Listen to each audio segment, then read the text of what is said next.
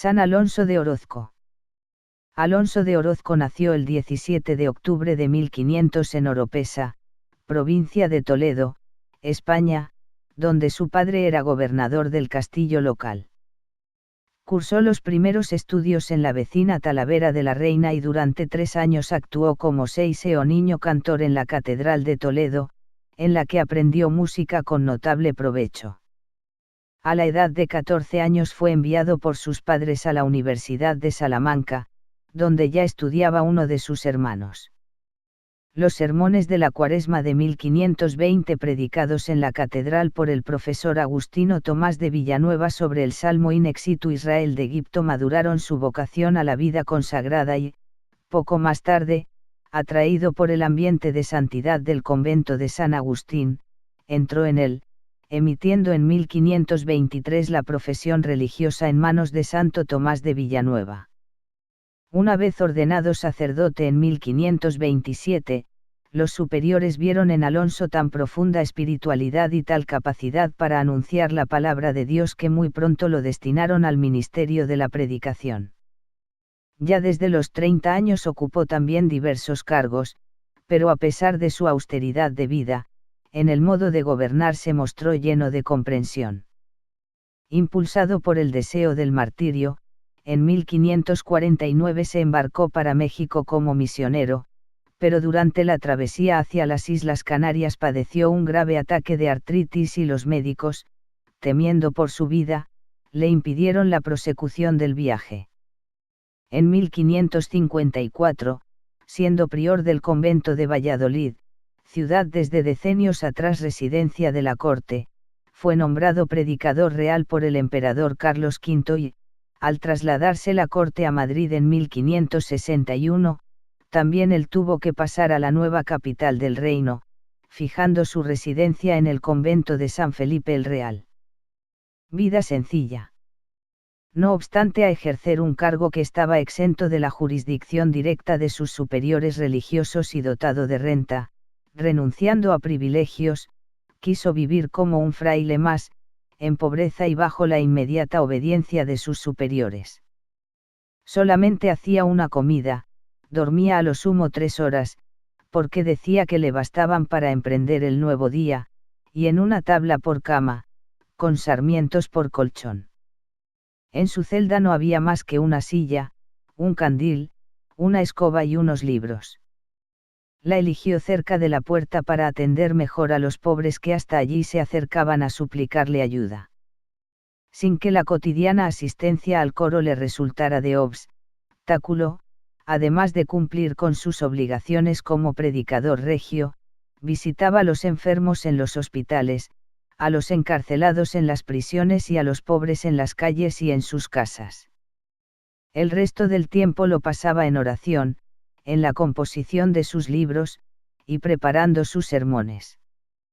Predicaba con gran sinceridad de palabras, pero con mucha hondura espiritual, fervor y afecto, a veces, con lágrimas en los ojos, expresando la ternura de Dios hasta en el tono de la voz, igual en el palacio ante el rey y la corte que en las iglesias a las que era llamado. Gozó de gran popularidad entre los más diversos ambientes sociales.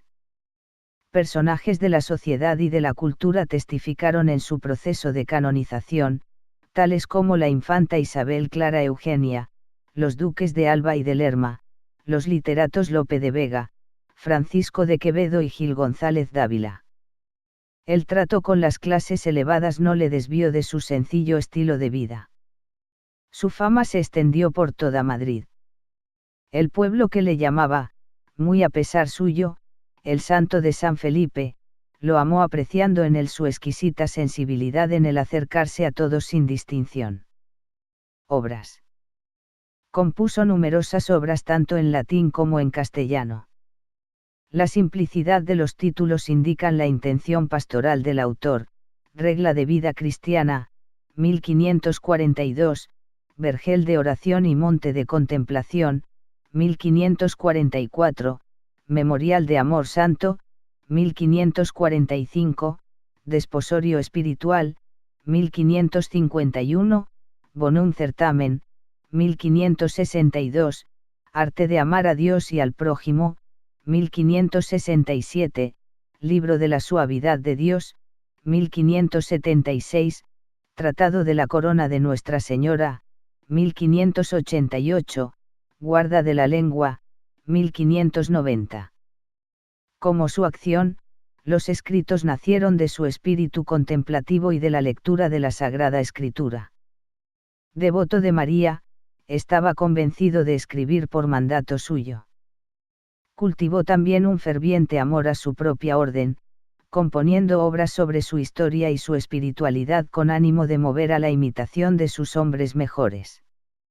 En esta misma línea, inducido por un deseo de reforma interior, que luego convergería con el movimiento de recolección en la misma orden, llevó a término varias fundaciones de conventos tanto de religiosos agustinos como de agustinas de vida contemplativa. Su muerte.